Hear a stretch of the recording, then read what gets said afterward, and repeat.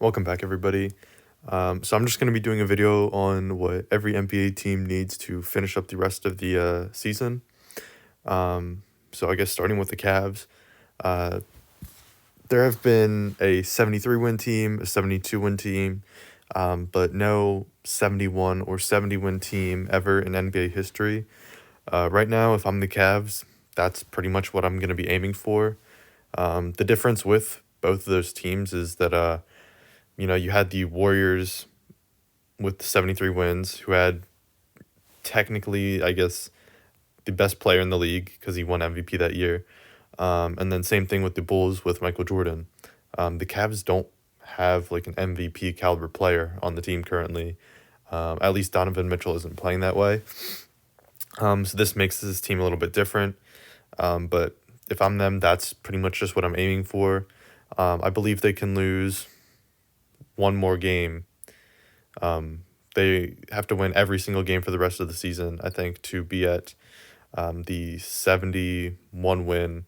But if they lose one more, they'll be at 70. Even if they get like in between like 69 to 67, that's still great. That's still like an all-time history team, but I would go for one of those slots that, hasn't been achieved yet, just to be at that third place spot for like all-time record. For the Celtics, just try to get above 60 wins. Before the season started, I kind of just wanted them to get like 64 wins, but it looks like they're just starting to dip below that right now. I think if they were to win every game, they would be at 63. So yeah, just try to stay above that 60 mark. If they fall below that, I don't really see them as being too competitive. And I think that the Cavs would just straight up beat them, especially if the Cavs would have like 10 more wins than them at that point. With the Knicks, I would primarily say just try to, stay above that 0.64 like percentage. Just keep your defense up. I know that was something that they were suffering with earlier in the season. Just going and looking at it here. Okay, yeah, so they're 14th right now. So I would just stay in that top 15. If they can improve that as much as they possibly can, that'd be great. I mean, they're going to have to try to overcome the Celtics and the Cavs. It might be kind of tough for them to do this season. I don't know, maybe next season will be a little bit different, now that they have like chemistry and could work a few of their flaws out. But yeah, so just keep working on that defense, keep trying to get wins, staying above that points, 64% win rate. Hopefully they can get at least 55 wins. That would be nice. But yeah, that's all for them. I believe the Bucks would fall below that 53 win percentage. Yeah, because the Knicks are just at that now, so none of the teams below the Knicks would be possibly contenders. I don't know. That's just something that I have for my criteria. So for the Bucks, just look to trade Dame and possibly Giannis at this point. Just go for a full reset. Pacers. I would see if you really do need Pascal Siakam. I know that he was an all-star, but I still don't think that he really fits that team well. And, I think Tyrese will play better next year. Pistons, just, play in the playoffs. That's all that you could really ask for this year. And they've definitely more than achieved that, especially if they are a top 6 seed. And just keep growing for the future, see what they can improve upon next year after they just get experience in the playoffs. Hawks, possibly look at like trading more assets. I know that they can't really do that this year because they don't have that or picks. But when they do have that, maybe look at trading Trae Young and any other assets and just kind of rebuilding from there, because this team isn't working. Magic, try to just be more healthy next year.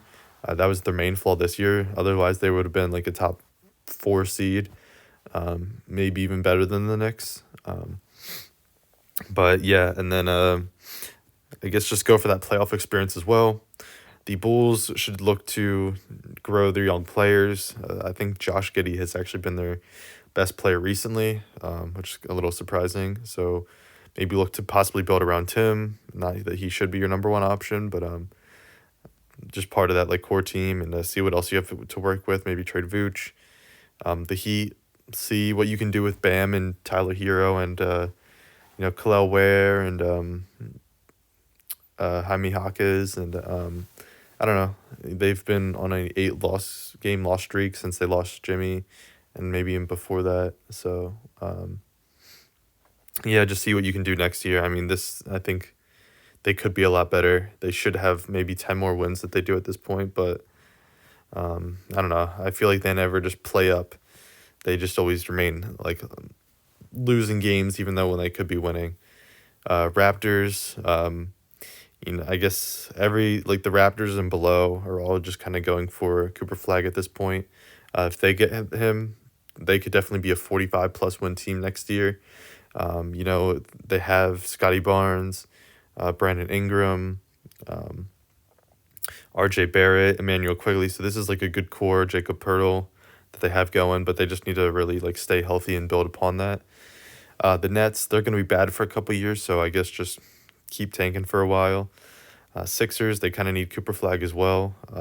They've been averaging like 54 win team for the past couple years. Obviously, Embiid's injuries are kind of stacking up at this point. Paul George is quote unquote washed, so you kind of just really need like someone young. They did get Jared McCain, who was going to win Rookie of the Year possibly. So Cooper Flag would put them over the edge, I think, and just giving them that extra defense that they need, scoring that they need, and really make them a threat in the East. Hornets, I don't think that they would get Cooper Flag, which I'll do another video on. But just kind of just still picking up young guys, keeping LaMelo healthy, and just trying to make the playoffs again. Other than that, they just still need more for their team, I think. But yeah, just aiming for the playoffs would be good. I would like to wait until they get a little bit more, players though. And then the Wizards just keep losing and going for picks and working on those young players that they have. So the Thunder, it looks like they are playing pretty good. I would say for them, just aim for 67 wins. That's 10 better than you did last year. I believe for right now they are at 70. So if they were to win, they would make 70, which is still great. If they can get that 70 wins, Cavs get either 71 or 70 as well. They're a top 3 team all time then. I think that they could possibly make it in the future. They're still one of the youngest teams in the league. But yeah, if I'm them, I'm okay with, maybe letting a few games go at the end of the season just to keep your team healthy and really go for that championship, especially because the Cavs would possibly have tougher route just because they might have to face like the Celtics, before that. So I think the West is a lot easier, just because you don't have that like strong number 2 team. Everybody's kind of like fighting for it. So if I'm the Thunder, just rest a few games at the end, just get 67 and rest, because then you're still like an all-time team. But obviously I think they're going to go for as much as they possibly can to try to get Shea that MVP and space it out over Jokic. Looking at all these other teams like the Rockets, they got good defense. The Lakers and Nuggets are at 20. So even if they were to win enough games, I don't think that they would really be able to do much. Lakers 13, they're doing all right. And then the Grizzlies are at 10, they're doing all right as well. So all these teams, I guess, are just struggling to make that, 64% win rate, getting to the 53 wins. I do want to look here to see if any of them are playing like great after the All-Star game. Because, sometimes that can affect it too if they've been playing like better or worse going into the playoffs. It would change a lot of things, but that's why we're looking at the last 15 games of the season for most teams. So yeah, it looks like the Warriors are playing good. Pistons kind of surprising. Lakers moving up, which is good. Rockets, Knicks are playing a little bit better, good. Thunder kind of dropping off. Clippers dropping off from where they were. Celtics, Grizzlies, and Nuggets all dropping off. So, yeah. I don't know. So I think some of these like teams that are all like fighting for that second spot in the West, they all have some work to put in. Getting their defenses up, getting their wins up. Yeah, like I think so. The Rockets need.